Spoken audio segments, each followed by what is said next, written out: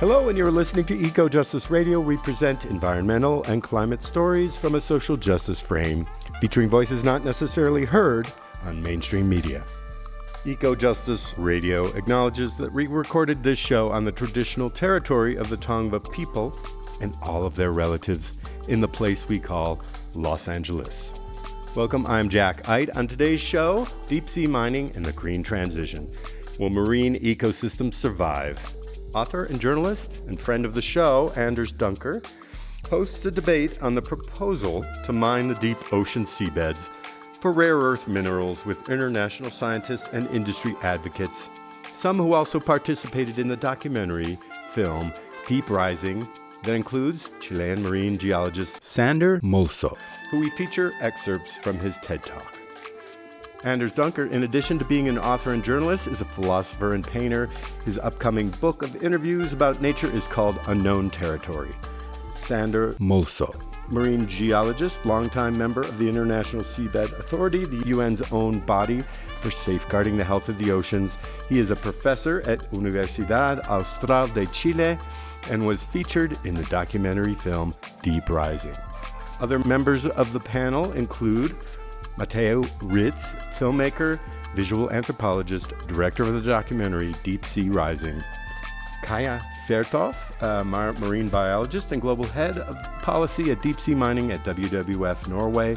Øystein Larsen, COO at Loke Marine Minerals of Norway. And Rune Rosnes, Seabed Intervention technologist, economist, and business developer at Deep Sea.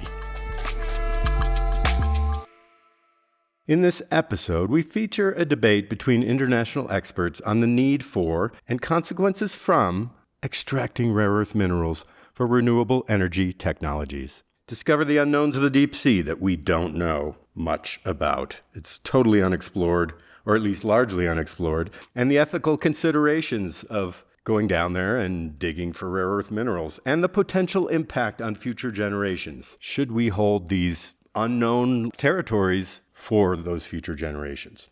Join us as we explore whether the pursuit of these resources is truly necessary and the role of storytelling in shaping our understanding of the ocean's mysteries. We start with an introduction by panel moderator Anders Dunker. Thank you for getting us started. I do want to prepare the ground a little bit for this debate, though, because it's a very particular moment we're in. And this debate is happening now and intensifying. It's been going on for a little while, but it's kind of surfacing from the deep, so to speak. And one of the things that's really peculiar about deep sea mining and the debate surrounding it is that it has to do with two almost entirely invisible and to many people unknown things or areas. One is the deep sea and the life forms therein and the minerals. Something we never think about. It's extremely large area of the planet that is completely hidden. It's down in the dark. It's very hard to know anything about it, and we know actually quite little about what's down there. The other part is minerals and mining and the role they play in our society and how much we depend on them. And this is pivotal to the debate to find out how urgent is the need now and how urgent is it going to be and what are we willing to potentially sacrifice to get more minerals and to get minerals in a way that is safe and so forth. And is it safe? Panel moderator Anders Dunker. Next are excerpts from a TED Talk by Sandor Mulsow, marine geologist from Chile. Also included is the trailer of the documentary film Deep Rising, which he is featured in. Since God, science, very early age, and the ocean prevailed, and I became a marine geologist. As a marine geologist, I travel all the world because I want to study my territory. And my territory is your territory as well. It's the whole planet, not Chile. And what I did, I work in a state, Canada, Norway, Monaco, nice place, where the International Atomic Energy Agency is. There I have the possibility to travel to more than 50 countries to help, to create capacity building, manpower to all developing nations. Then I realized that something was cooking in Jamaica. There was an undercover plan to ravage the deep sea floor for mining. I became the director of the Office of Environmental Management and Marine Resources of the International Seabed Authority with the headquarters in Kingston, Jamaica. And that is the regulator, international regulator of what's happened with this deep sea that they wanted to mine. That quest, it was very shortly cut to. As you can imagine, my boss, the Secretary General, we have kind of conflicting ideas. So I was very quickly moved out of the International Seabed Authority, and my quest started. And my quest was to protect and to speak for the deep sea everywhere in the world. In that quest, I knew wonderful people. Some of them you will see in the next slide. I met Matthew Ritz, a movie director. I met Aquaman, Jason Momoa. I hugged him. I grabbed him like this. And he participated in our documentary. That the subject is me of that documentary. I met other people that are around here, sitting. What do they do to me? They enrich my quest and make me stronger and not to feel alone. What I do know is science. And what do I do for this manifestation of I speak for the deep sea? I study more than 2,800 papers on the deep sea and the universe. And I give the narrative to the musician to speak for me in that language where I'm going to talk today to you, in this language. I need to apologize. I have a very strong accent, but this accent, I don't have it in my country. Every time it happens when I go away. So as you see, I'm going to talk about mining the ocean floor, and there is a very nice concept there, the common heritage of humankind. Oil, gas, coal. 4,000 meters down on the ocean floor, another energy revolution is underway.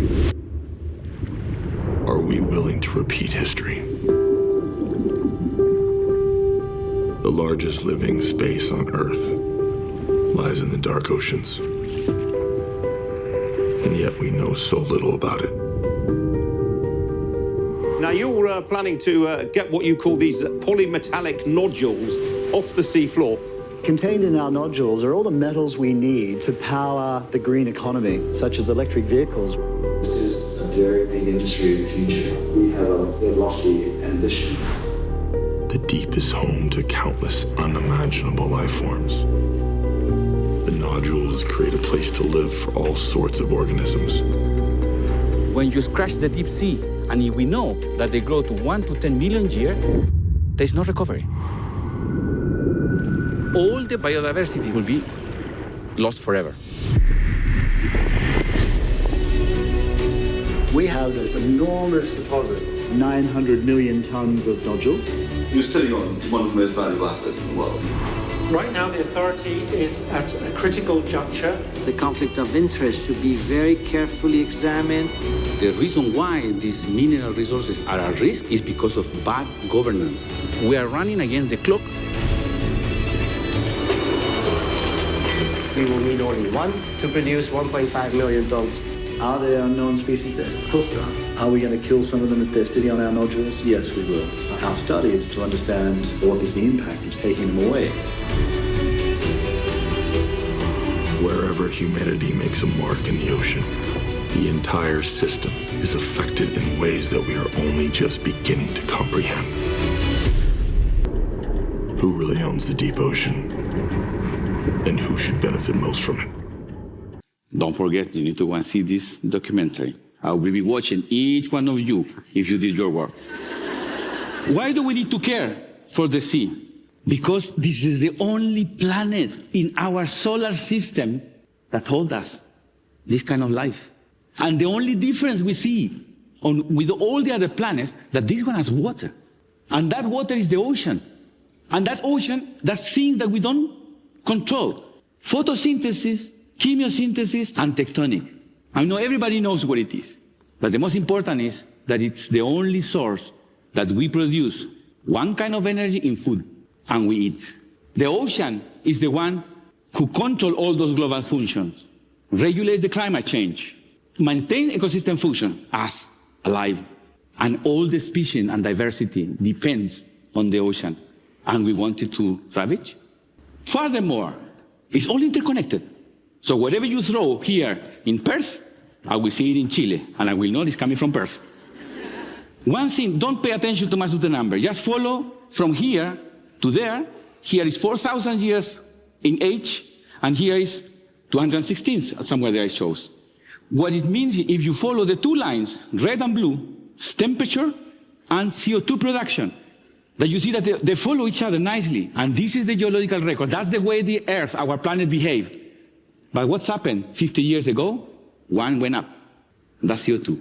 That has never been seen in this planet. 2016, we published a paper where we say that in that paper, we found out that the ocean not only is connected everywhere, but it responds very slowly. It takes 50 years to respond what we're doing in the atmosphere. So it will take 50 years to respond when we need to make the changes to. So we need to think very, very well what kind of changes we need to do. One thing that we always learn, and kids, and I see some kids here, the teacher tells you the ocean, the sea is 70% of the surface of the Earth. But actually, when you look by volume, it's like to have the Earth the size of a basketball ball, and all the water of this planet that keep us alive is the size of a marble. So it's very small. I'm going to talk about manganese nodules.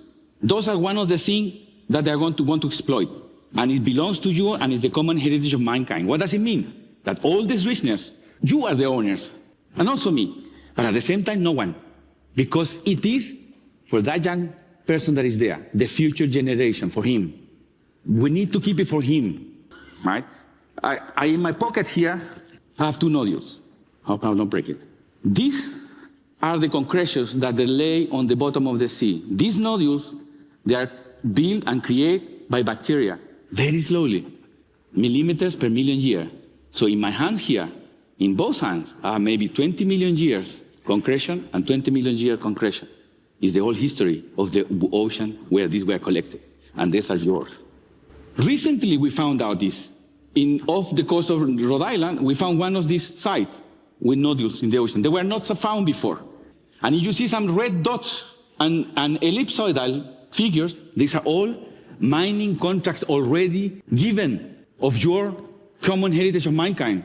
There are 31 of them. Unfortunately, there is an institution that is supposed to protect it, and that is the International Seabed Authority, where I worked. But this instrument of Dualos has conflicting mandate. On one side, it says you need to protect for you, your common heritage of mankind, and from the other side, it said you need to exploit it, to mine. Unfortunately, since 2016, this organization has been only working to exploitation and not protection. They are misusing the tax money that your dad is paying every time here. Yeah. I'm sure he paid taxes. I don't know him, he's married. For your future, and they are going to exploit it. What it means is to us that all this white area, operationally right now, is unprotected. It's lawless. Anybody can go and do. Because this organization doesn't even have a rowboat to go and check who's doing what. And it's in Jamaica. It's expendable and definitely for sale. Let's go further. This is the biggest open pit mine in the world, Chuquicamata, where I live. But it's only 15 square kilometers in area. Every single mining site on the deep sea is 3,000 square kilometers, 200 times bigger than this. There are 80 contracts, and each one of them can do 10 mining sites. So 180 mining sites is the size of a country of 540,000 square kilometers. And it's not going to have any environmental impact. Anybody here, even here, can tell me, of course it's going to have an impact. Right, mate? What's happened in the deep sea? In the deep sea, when they collect these nodules that they are laying on the ground, they have to suck it up. So they're going to take part of the sediment. When they take part of the sediment, they remove the top of floor on the spray impact, microbial biomass, organic macrofauna, and then they create a new seafloor, old, which is 20,000 years old. The animals cannot go back. And that has been demonstrated. All the animals who live there, they disappear. We'll never find them anymore. What will happen if we destroyed all these functions, the only thing that allows us to be alive in our solar system will not work anymore. We will be suffering. What was my messages? We must protect our common heritage. For him, we cannot destroy the seafloor. We must make a geoethical decision not to intervene in the deep sea. And geoethical meaning how your moral and ethic internal driving forces of each one of you relate with your territory. And your territory is not your country. It's your neighborhood, it's your river, it's your birth, it's your cat, it's your dog, your family, it's the country, it's the continent, it's the planet. We must change our way of living.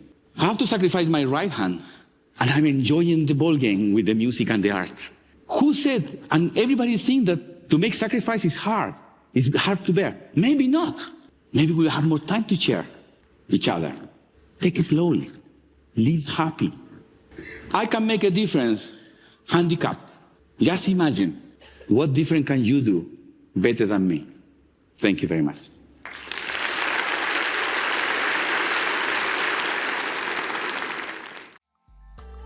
You're listening to Eco-Justice Radio, a listener-supported media outlet. Please consider making a donation to ensure that we can continue to provide socially and environmentally driven content. Donations can be made at ecojusticeradio.org or socal350.org.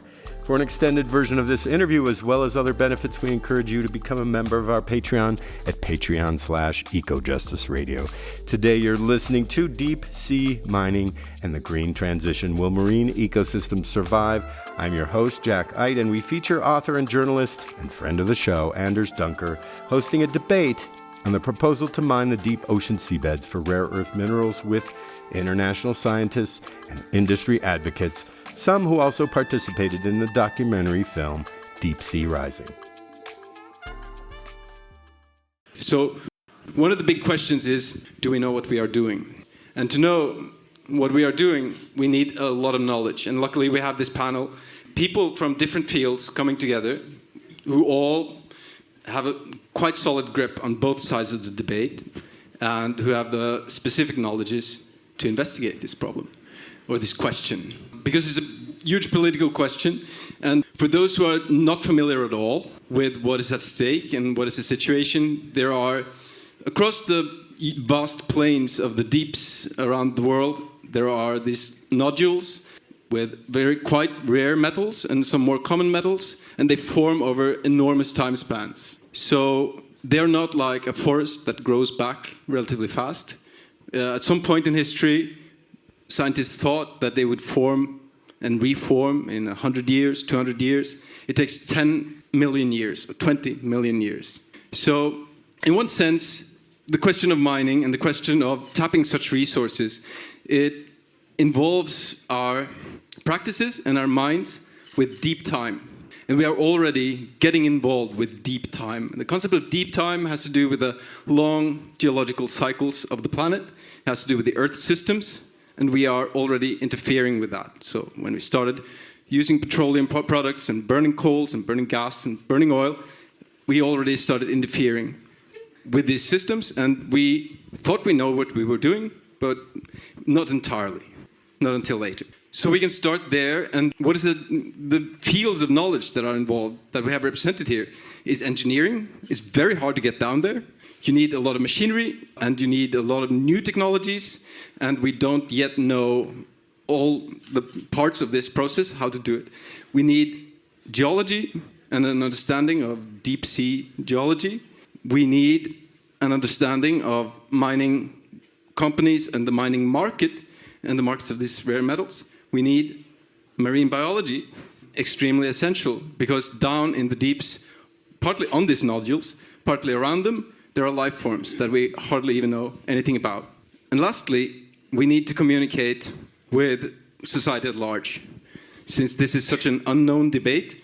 And Mathieu has done just that, and he has also really made an effort to see both sides, not just dive down in the deep, talking about the life forms there, but also talking to the CEOs of mining companies and people analyzing the global market for minerals. So I think we will start with you. What made you craft the film in this way, and how did you do it, and what did you learn along the way? Yeah, thank you. The interesting thing is actually I started the whole project from a mining perspective, because the first person I met who actually shared the story was Gerald Barron, the CEO of today's metals company. And Gerald Barron became globally actually a symbol. Is not only Gerald Barron doing deep sea bed mining, but he's very good at communication. So, beside maybe some of the other companies really also developing deep sea bed mining, is the one who's been, on the front line from a lot of campaign, NGOs. It's been, without knowing, obviously, in 2018 when I started the project, I couldn't know all what's coming with him. So I started getting his story in and say like, whoa, okay, this is very, very, very big topic, but, obviously, the aim was not to do a film that promotes deep sea bed mining in this company. So I started looking for another character, a counter character, and when you do storytelling, you need this journey with the narrative. And I met with Sandor, who was a perfect counter character of calling off some of the arguments. The whole story is also intertwining the narrative of the industry, the narrative of why we should not do it, and then have the voice of the ocean. But it took me some time actually to really grab the story and to understand, what really was at stake. And one of the very big story here is that we need those metals to power our so-called green revolution. And that's where, after 6 years of working on that film, I came to a conclusion that is actually not true. We don't need those metals to produce energy, because things are moving so fast, and the battery chemistry and everything is moving so fast that it's not, from my perspective, from the message also we start sharing, is not the truth anymore. So that's where I released the film in 2023 at Sundance, and since then we actually being on a campaign to show the world actually some of the stories behind. So that's what's been quite important work for me. Yeah. So thank you. That is Deep Rising. It's a good title, and it really delves into the deep, and there are many layers to the ocean, obviously, and it gets darker and darker. So you have the twilight zone, you have the midnight zone, and deepest down there's the abyss. It's called the abyss. And a lot of this ocean is outside national jurisdiction, it's outside the national zones, so it is under the high seas or the international waters. And this area is not owned by anyone. And actually the bottom of the ocean in this whole area under the high seas is just called the area. The organization, a UN organization that sort of presides or administrates all of this, is the International Seabed Authority. And we have more than one person here that has worked there, and among them Sandor. So what can you say about your role as a marine geologist, and how is your knowledge as a scientist? How does it work within the organization, and what are the challenges you've been facing? I think there are some things that we need to put in our mindset to really jump on the subject. Since very young, all of us here, know that the ocean is 70% of our planet, so it's huge. So for many, many, many, many decades, the solution to pollution was dilution. Fair mistake. Now we don't know what to do with the microplastic. So it was not dilution. The reason, what is the challenge for the geologist? Okay, if it is a tiny little weeny volume, why don't we know everything about it? Because it's spread out in 70% of the surface of the Earth, right? What do we need to know to do deep sea mining is the bottom of the seafloor. The International Seabed Authority, it has been sampling the Clarion-Clipperton zone, which is between California and Hawaii, and there is a fraction on the north and a fraction on the south. That's called Clarion-Clipperton. There are 18 contracts, I think, 19 maybe, and those contracts, they have to go every 2 years or every year to do sampling. So it's one of the area best sample of the world. But the resolution or the granularity of the sampling per square kilometer is ridiculous. It is maybe one sample every 45 square kilometers. I'm talking about how many of you guys have been in New York, right? How many of you have been walking in Central Park? That's 50 square kilometers. So it's to take one sample in Central Park and tell everybody in a paper, in a scientific paper, how many trees do you have? Do you think it's possible? Of course not. It's exactly the same in the deep sea. What does it mean that?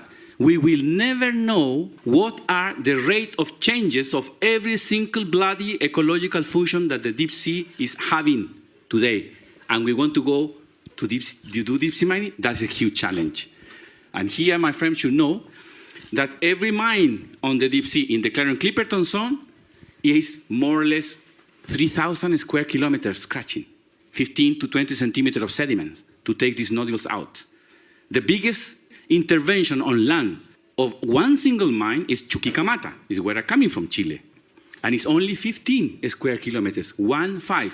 I'm talking about 200 times the size. The challenge for the geologists, again, going back to the question, said, how am I going to prove that I'm not going to have any impact? I'm not even talking about biodiversity. I'm talking about all the biogeochemical cycles. Carbonate is the sink of carbonate, the thing that we're producing in the atmosphere. And we're going to steer it back. We're going to leave a sediment layer on the top of the water, which is 20,000 years old. All geopolymers. Which other animal is going to go to colonize that? None. And that has been proved, and that's science. We have at least 19 examples where we have been gone, that's too much, other people went, to scrap the bottom of the seafloor with them mechanically, with a piece of iron, a rod, many places. Last time it was visited, it was 37 years later. The scratches they did 37 years before are exactly the same. There has not changed, no recovery. So we need to think twice to go intervene the deep sea. One, because we have no idea the impact. How long does it take? A century maybe? 2 centuries? 3 centuries? To have some sort of a recovery? And the other one, we don't know the function, the ecological function. We don't know what is the rate at the changes that are seen happening in the deep sea because we don't have enough granularity and we don't have enough repetition of the same samples over and over around the ocean. And we are talking about only one area, Clarion-Clipperton zone. That's not the ocean, right? Right. So that is one small part, but that is where all the licenses would be given if this was to go through. So what we must understand, from my understanding, is that we are at the point where the International Seabed Authority is about to make decisions, and they have a double mandate. They are to keep the deep ocean safe, ecologically, keep it sound, and they are also to decide whether or not it should be mined. So it's a very conflicted organization in that sense. It has this double mandate. But Øystein, you are not unfamiliar with all this, and you've heard all these stories before, and you know Sandor, I know. And you are also exploring, as a part of Loke, marine minerals.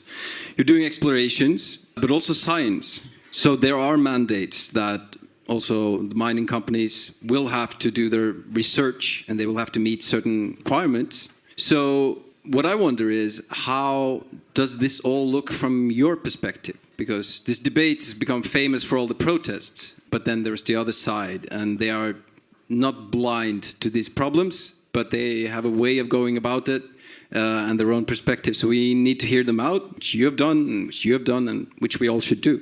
So how does it look for you and where you're standing?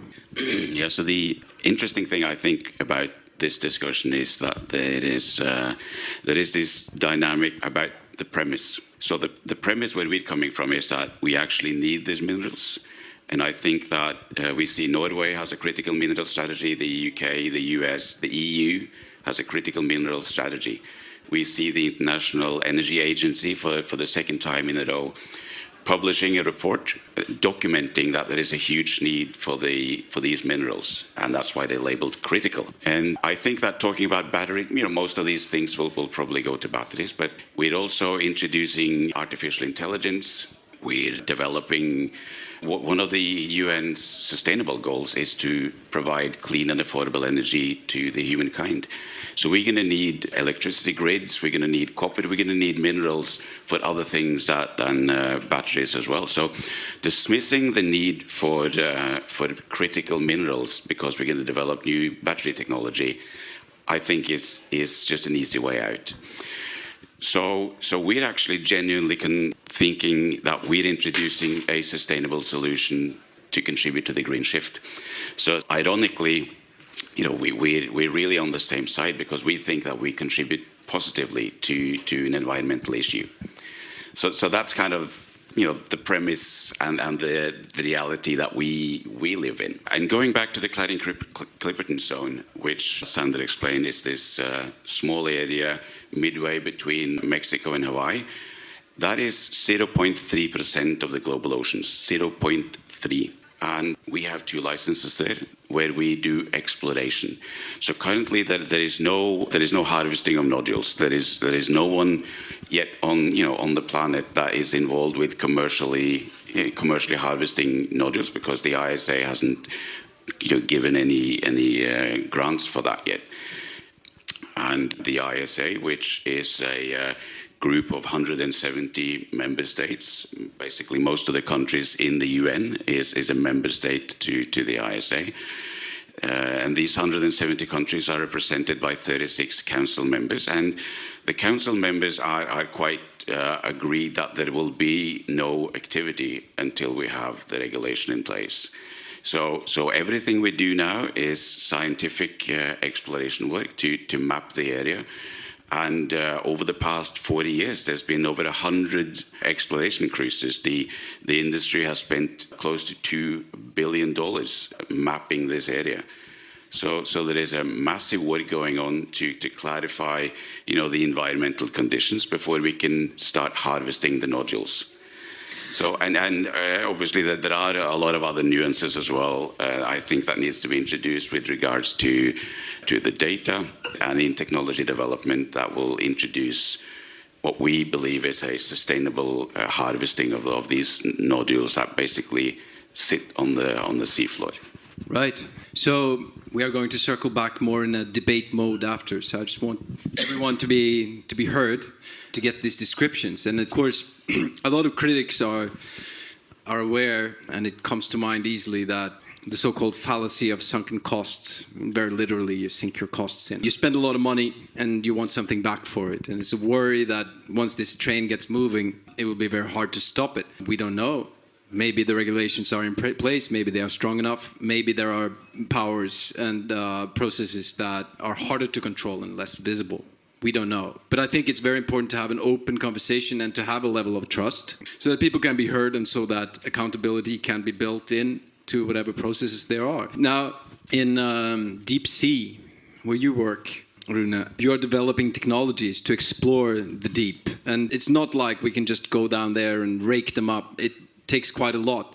What can you say about how you develop technologies and what you're aiming for, and how similar is it to the scraping of the bottom that Sandor describes that they did for samples, and is there any way to avoid it? Yeah, good question. So developing technology. So for now, we work quite a lot within renewables and offshore oil and gas. The operational areas on water depths is from a few meters down to, let's say, a few thousand meters. Beyond that, there is rarely anything operational on those kind of industries.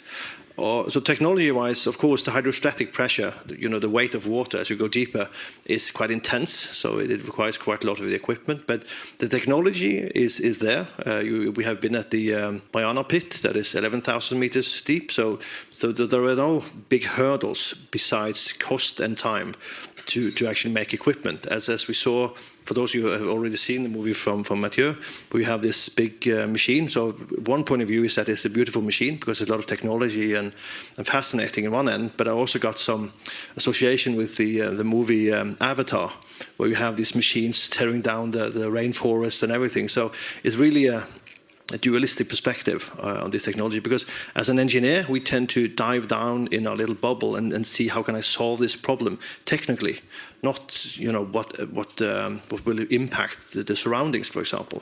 That doesn't sort of affect you the same way because you can't see beyond just a few meters. So we have sonars, of course, that we can see in some fancy green pictures and such, but it's more for mapping. But yeah, I think the perception is tricky. And when it comes to, you also asked about the impact. So I did a little calculation earlier on just to see the different impacts we have, because I think, frankly, we don't care that much on surface either. One thing is subsea, but also surface. So many of you know Repparfjorden, the issues around the Repparfjorden. And for comparison, when we drill an offshore well for oil and gas, we have maybe 500 to 700 tons of drill cuttings, as they're called, rocks from the drilled seabed. And the amount of deposits from Repparfjorden equals about 30,000 oil wells. So it's a massive amount of deposits just for this one project to have a mine that it will extract. And we have some protests, but we don't, it doesn't turn the society around. So, no, I think it's a really important discussion to see the need versus the impact. So, yeah.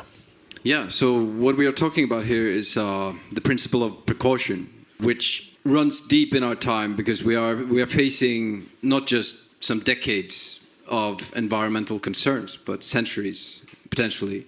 But, of course, there is the idea that you cannot make an omelette without breaking some eggs and so forth. There is a certain sacrifice, especially with mining. It's very hard to do it extremely clean. Sometimes perhaps you can do it, but there are some concerns that come with it. Yeah, so what we are talking about here is the principle of precaution, which runs deep in our time because we are facing not just some decades of environmental concerns, but centuries, potentially. But, of course, there is the idea that you cannot make an omelette without breaking some eggs and so forth. There is a certain sacrifice, especially with mining. It's very hard to do it extremely clean. Sometimes perhaps you can do it, but there are some concerns that come with it. Now, Helen Scales, who wrote the book The Brilliant Abyss and also wrote part of the script for Deep Rising, I had a conversation with her and she kind of sketched out what she was worrying about. And what she was worrying about was that once you get started, you will have these machines down in the deep working 24/7 pretty much. They need to be going on and collect, and they would funnel the nodules up to the surface. They would make a lot of noise. They would affect the mineral market.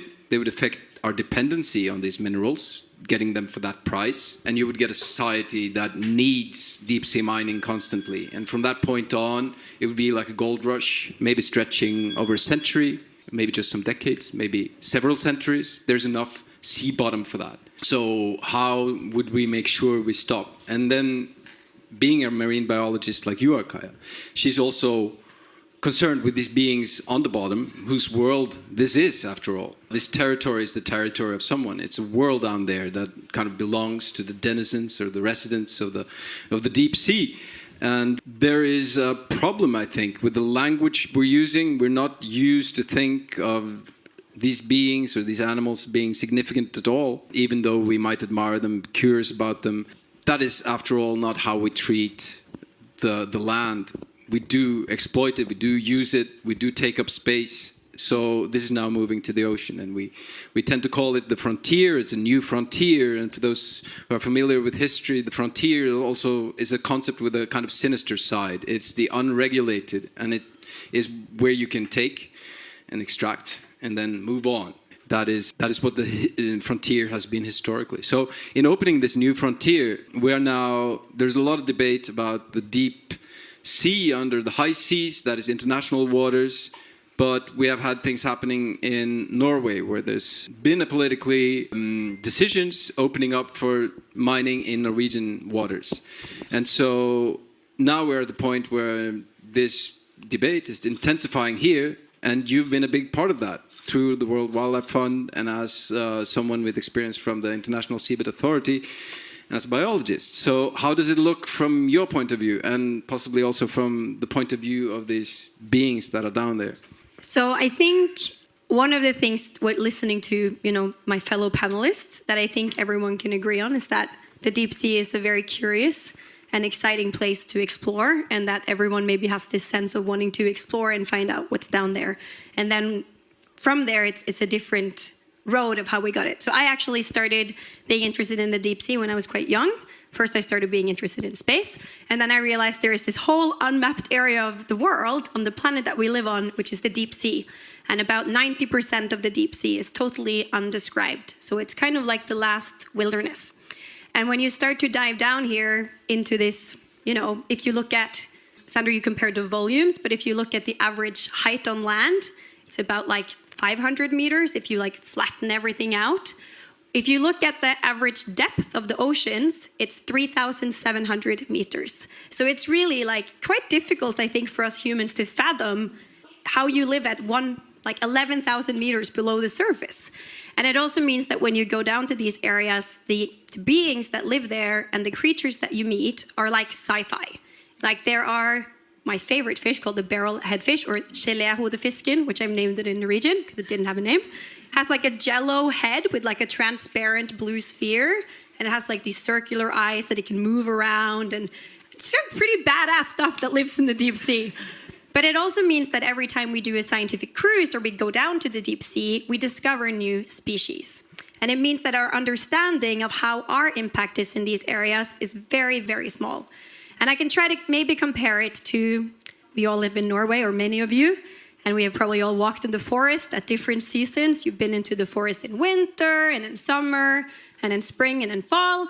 And you meet kind of different creatures. It looks different. In summer, you have flowers going. There's maybe some insects, maybe some wasps, and things change. When it comes to the deep sea, we don't even know what the seasons are. And we have not even begun to describe the big stuff. Like, we don't know what the big stuff is. So even understanding, if you go down with technology, are you looking at an octopus or a fish or a coral? You have no idea. And then I think it's also quite interesting, this idea that the deep sea doesn't kind of provide us with anything because it's so far away. But actually the deep sea is hugely important in oxygen production, nutrient production, circulating nutrients all around the globe. It's also really important for carbon storage. It's the biggest carbon sink, but also stuff like the COVID vaccine.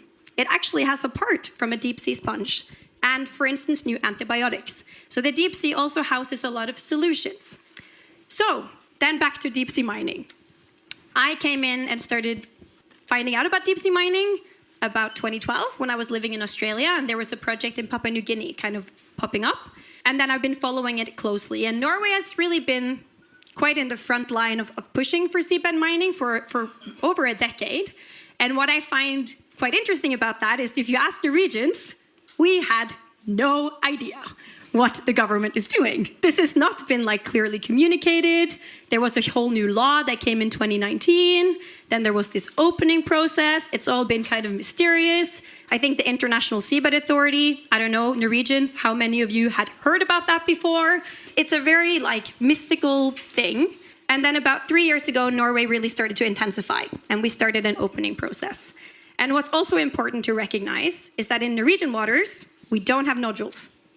It's not these lumps. We have sulfides, which is kind of the easiest way to describe it. And the geologist, please don't arrest me. It's kind of like an underwater volcano, but it's not quite a volcano, but it's kind of, these areas called black smokers as well. It's where life on the planet began, so very unique ecosystems.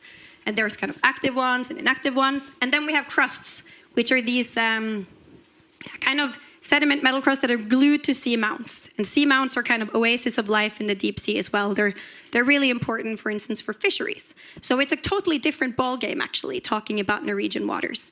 And then the Norwegian government initiated this process, and they did an impact assessment. And then the impact assessment said, because we don't have information for 99% of the area, we don't know what the impacts will be. And then our government still made the decision to open. And this is, for me, one of the huge issues, because we have committed to the precautionary principle. We have committed to making sure that we understand the impacts before we start activities. And at the moment, the Norwegian government, unfortunately, decided to go and dive blindly into an area that goes all the way up to Svalbard. Maybe you have heard about Wisting, this is way further north than Wisting and way further offshore.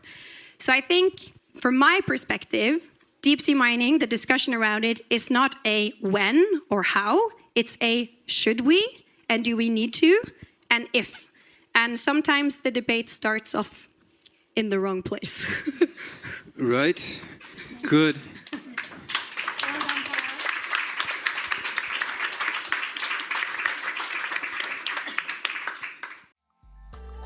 You're listening to Eco Justice Radio, a listener-supported media outlet. Please consider making a donation to ensure that we can continue to provide socially and environmentally driven content. Donations can be made at ecojusticeradio.org or socal350.org.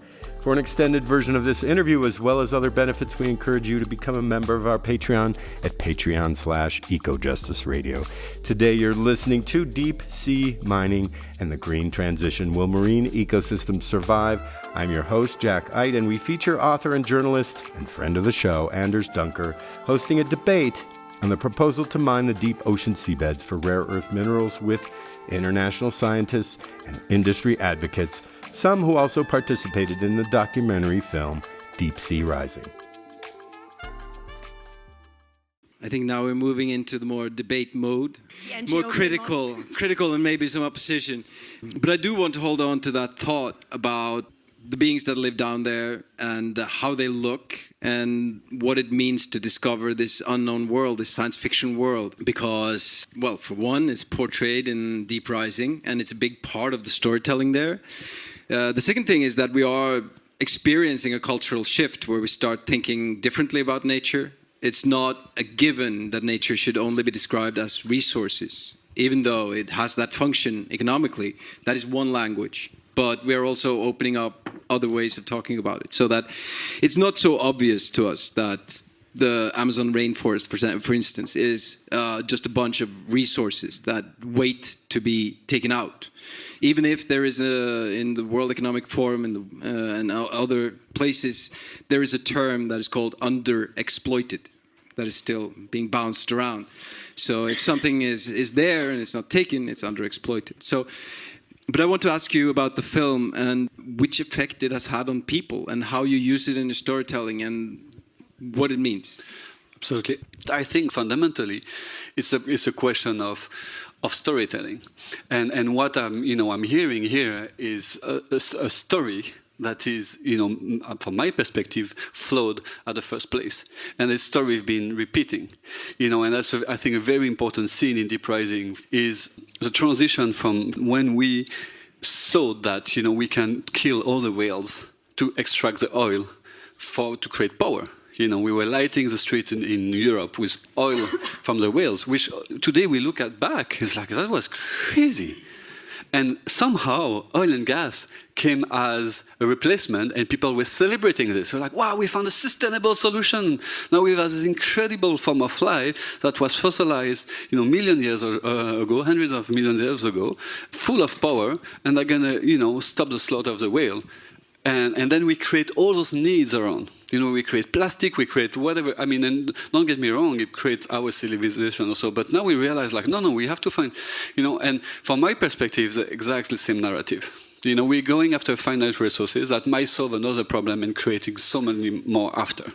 And that's what is worrying me. And as a storyteller, I'm like, okay, we need to tell a story, and maybe we need to change the story.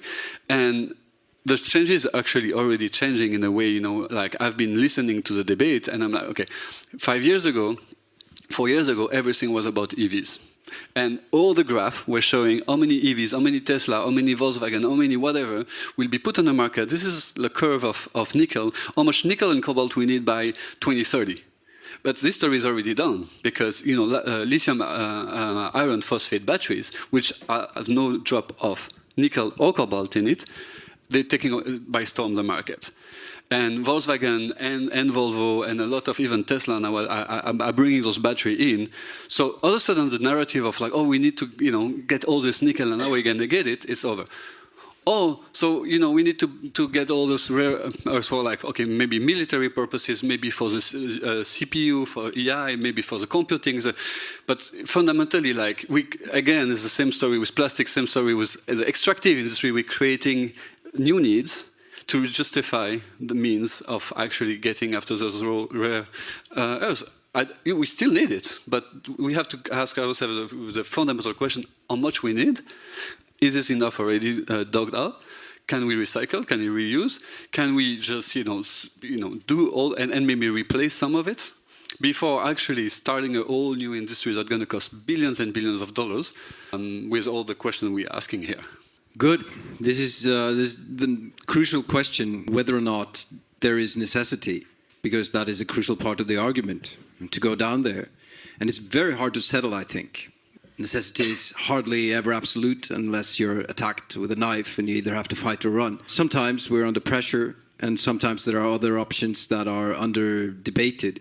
But at the same time, there is a section of your film where you talk about geopolitics, which is basically a term for the competitive state of the world between different blocks and units and countries and zones of influence.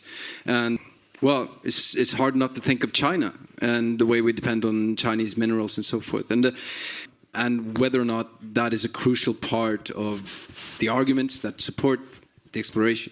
Yeah, sure. So the amount of minerals, coming, belonging to China is not huge, but China completely dominant the value chain, and they basically have all the processing capabilities in the world.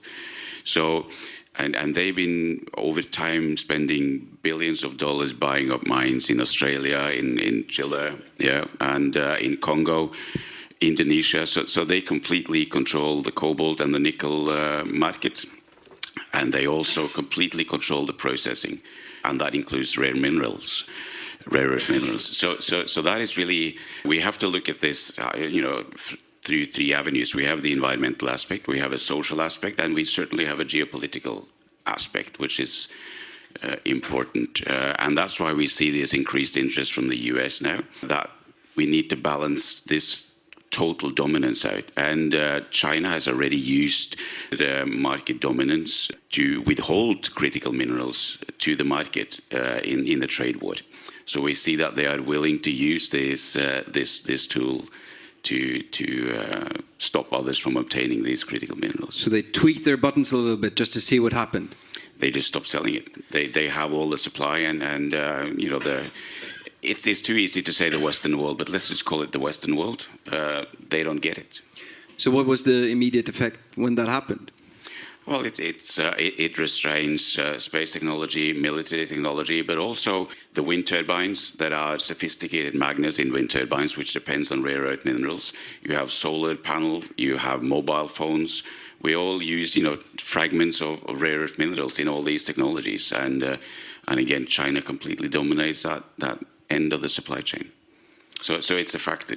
But, how are we going to weigh that against the environmental, requirements and also the social aspect?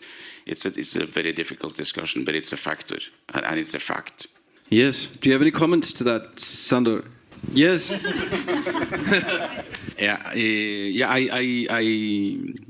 don't take it wrong, please. But that narrative is over and over and over and over and over everywhere. Everywhere, China, since Trump, But we made it. Why? Because we didn't want to do the dirty job. Remember, mining is not to collect the nodules or the rock. We need the elements which are inside the rock, right? I cannot have a rock. I have copper. Yeah, but you have 2 atoms of copper in this rock, and I need those 2 atoms of copper. So I need to do metallurgic, right? We didn't want to do the rare earth mineral here in Svalbard or here in Oslo or here in Stavanger. Let the Chinese do it. And that's what we did. When the Chinese realized, you want to have an iPhone and you want to listen to music. Remember, people that my age here, the big speaker that we are using, they go like this. In the back, it has a huge bobine and magnets to reproduce the sound. Now, do you have a phone? Anybody has a phone? Yeah? Here I have the same quality. How can I do that? I still need the magnet. That's where the rare earth minerals are. Dysprosium, neodymium, those are the same element. But we didn't want to do the dirty job. We let the Chinese do it. The Chinese, they're not stupid, they're like us, right? They understood the process, they improved the effectiveness, the efficiency, and now they say, you want to have iPhone. Actually, all the iPhone were done in China. Is the Chinese who forced Apple to do it in China? Nah. It was the Apple company who goes there. Why? Because it's cheaper labor. So you see, you guys in the private sector, they always tell the story from your side, but you don't tell the whole story to the public, and the public get confused, right? So we make China to do all the rare earth mineral, and today we need them, supposedly we need them, to solve a problem that everybody talk and society is asking. Who are the guilty? Chinese or us? It's us. Thank you. Very good. But my point is, the point I want to bring here is, I heard a little baby crying. The question we need to ask, as Matthew and Kaja mentioned, do I have the right to take all those nodules who grow 10 to 20 million years old, and the future generation will not have a chance to even to look at it? All the minerals let's say, all the goods that there are in the area, that means all the seafloor, all the water that is beyond national jurisdiction, has been decided in 1967 by Arvid Pardo as the common heritage of humankind. What the hell does it mean that? What it means that all those goods, all those beauty, all the species that you have belongs to you, to you, to you, to me, but at the same time to no one, because it is the source of treasure for the future generations. Do we have the right to take it and not give the chance to the great, great, great, great sons and daughters that you all want to have? So for me, it's a geoethical issue. It's not economic. It is not economy, stupid. It is the planet Earth, stupid. I talked about this morning. That was the phrase, the first one. It is the economy, stupid, was James Carville, who was the head of the campaign of Bill Clinton. And he won the election because of that sentence. But today we are realizing, after the rising, and all the people that are here, I'm sure we all share the same view, it is the planet, stupid. It's not the economy. Why? Because we want to give the chance to that little one there to enjoy the planet that we are enjoying now. Or do you want to have a notion that after 15 minutes you have to tell to your great-grandson you have to get out, otherwise you start burning? We will see. It's a situation where compromise is suggested everywhere, and where compromise also feels like a very dangerous road to take and dangerous word. So I'm wondering, like in the Norwegian picture, you wanted to say something, and I suppose you want to say something about the situation in Norway now and the debates around it, or maybe something else. But it's your turn to talk, and then after to Rune. Well, I had, the more I listen to my fellow, of course, many things that I want to say, but I will try to limit myself as we are not, we don't have an infinite amount of time. But first of all, just to bring back this point of processing, I think it's just very important that discussing whether or not to mine this deep sea actually doesn't have something to do about whether or not we build processing facilities. That's something we have to discuss in a different context. And like you're saying, Øystein, the processing of minerals and the processing, that does not happen in the deep sea, that happens on land. And interestingly, was something the Norwegian government chose to exclude from the impact assessment. So when Norway was looking at whether or not to do deep sea mining, they have not looked at processing, they have not even looked at if it's possible to process the minerals, and they have not looked at where they would do it or what they would do it. And processing also comes with a number of environmental concerns and social concerns. So I think it's an important debate, but it doesn't answer the question about deep sea mining, which is about the mining. And then I think the point that Sandor has about the current and future generations, which is what the United Nations Law of the Sea mandates, which is the foundation of the entire discussion we're having in the International Seabed Authority, it's a very important one because it means that the activities that you choose to do now has to benefit future generations. Not just not harm, but it has to benefit. And that's a very long-term perspective to bring in. And then there is another point, which is about the precautionary principle, which is also mandated in the United Nations Law of the Sea, and is also mandated from Norway to follow. And that basically states, excuse my language, if you don't know what you're doing, if you don't know like what's going to happen, then you should just not do it. Like you stop and you pause and you wait. And if you don't know the consequences of your action, if you then go ahead and do it anyway, it might hit the fan. So, make sure that you understand the consequences and what will actually happen before you start taking an action. And this is the massive problem with deep sea mining, because all of the science that's been done, the independent science, is telling us we do not at the current moment have the knowledge to be able to assess that. And actually it's indicating things like restoration is impossible. If it's possible, it would cost more than the global defense budget. Like it's these incredible numbers. So I think that's also something in the world of geopolitics and all the other debates. The precautionary principle is like a foundation that we built our society on, and that needs to be upheld. And we need to remember that. Thank you. Bravo. I think it remains an open question, though, if we built our society on the precautionary principle. It seems more like a wild experiment sometimes. So we all know the Norwegian adage or saying about the goat that watches the oats And there's this whole idea that, well, is there accountability if these companies are also the ones doing the science to find out if it's responsible? So the question is, do we have a baseline, not just for the ecosystems, but a moral baseline, where do we know at which point we could say, oh yeah, it's all right, we can do it? Do we know? And who draws that line, and what would it consist of? And I want answers maybe from the both of you, from Kaja and from Øystein, on that. Yeah, so we've been doing environmental work in the CCZ, in the Cladding Clipperton Zone, since 2013. And we will continue to do that for another few years. So we're going to have more than 15 years of data available for that small area. And we're working with scientific institutions like the National Oceanographic Centre in Southampton, the National History Museum in London. We're working with NORS here in Norway. We're associated with universities in Leeds and Newcastle and Florida. And I think that, no one really believes that, we have these institutions in our pocket. We're not talking about corrupt scientists, I believe. These are recognized institutions, that develop independent science. So I don't think there's any need to doubt the results of what they're saying. But we do need more information, and we need to spend more time developing, plugging the gaps. And we're going to continue to do that. We're going to continue to do exploration cruises, and we're going to continue to build the database. And when we get to a point where we can start testing the equipment, we need to build, as you would know, a huge monitoring plan, and we need to deploy instrument and autonomous vessels circling around, continuously monitoring. And this is something that needs to continue for months and months on. And we are committed. When we go into production, it's going to be years, and it's going to be continuous.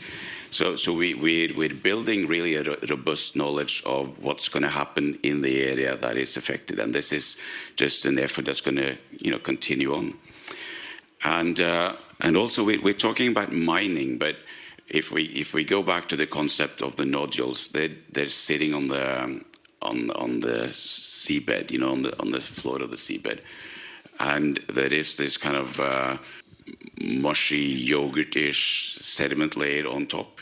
So we're not talking about mining. We're not talking about digging holes in the ground. We're not talking about investing in infrastructure or pipes that's going to sit there. We're talking about collecting stones from the seabed, and then we leave the seabed, obviously, without these stones, very much compared to what we do with the oil. The oil has also formed over millions of years, and we're sucking up the oil. It's going to be another million years, if ever, there's going to come oil back. So it's very comparable to the industry that we're currently using to fuel the global energy need. The industry which we have to move away.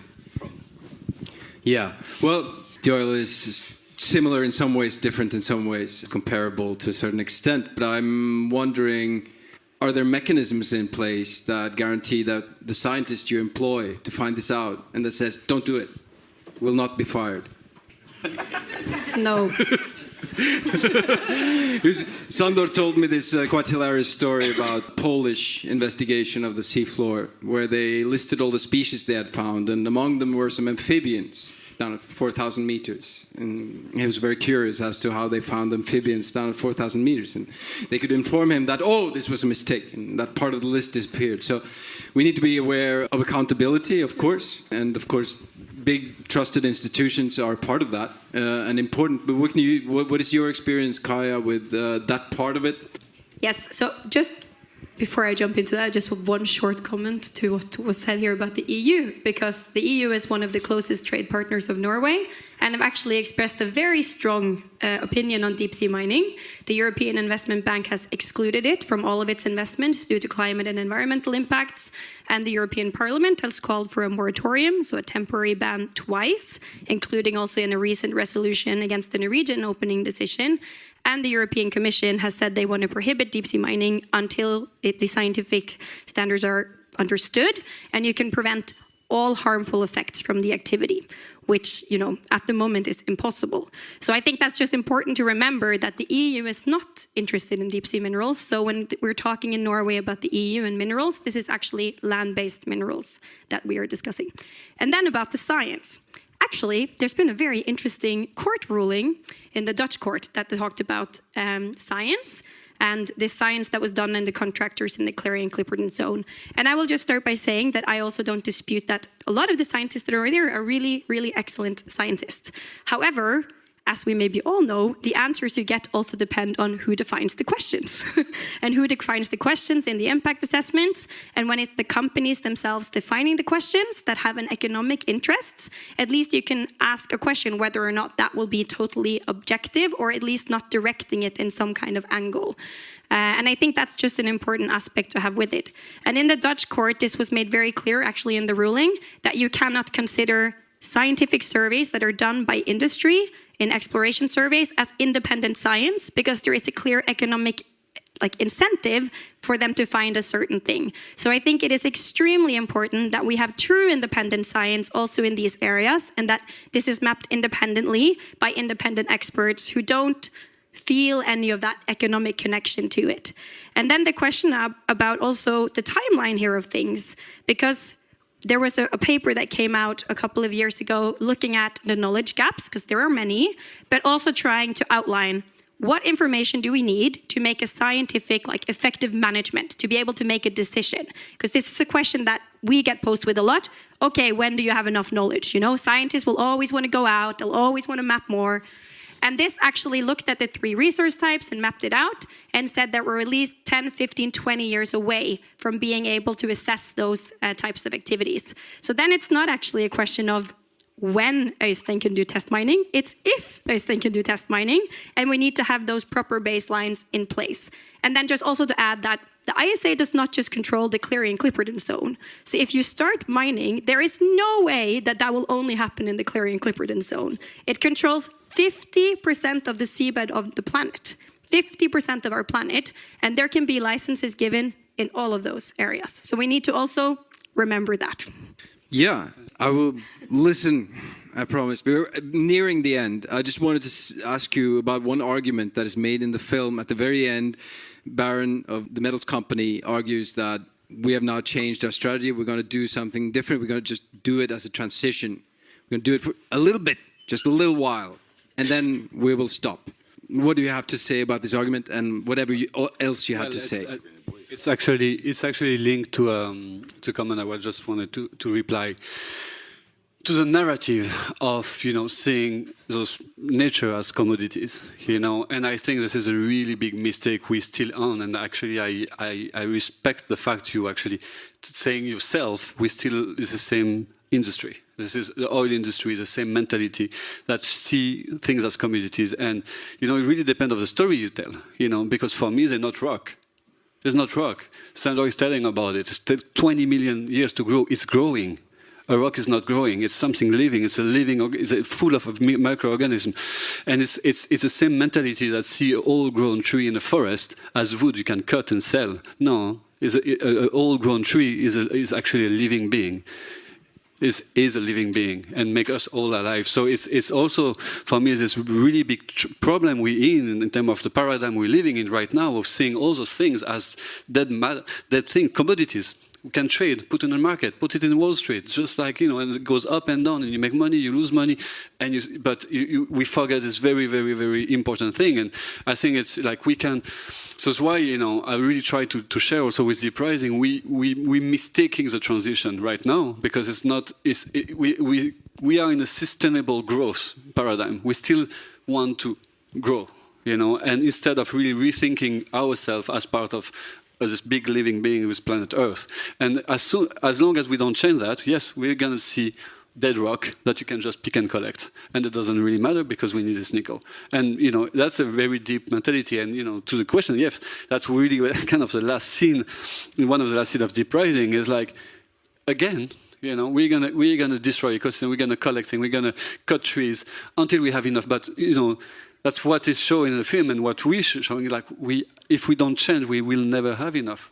So it's just like it's capitalism as this base where you create value on finite resources. You can collect or cut or exploit to a point where you're reaching a limit, and as you said before, move to the next frontier and keep on doing.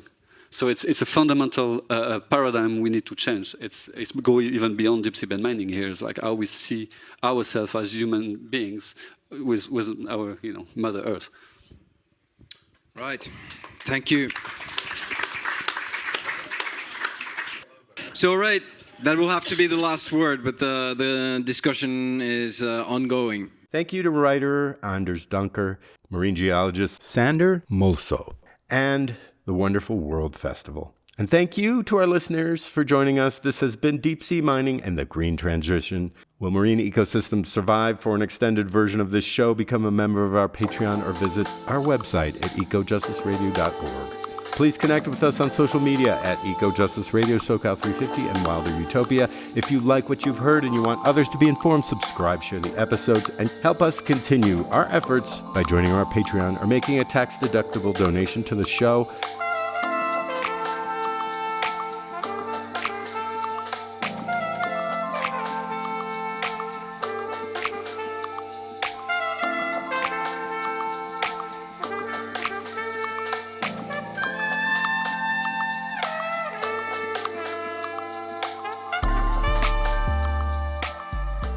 Project of SoCal 350. The show can be found on KPFK, KPFT, all major podcast apps, and at ecojusticeradio.org. Executive producer and host, myself, Jack Eidt, co-host Carrie Kim, and engineer and original music by Blake Quake Beats.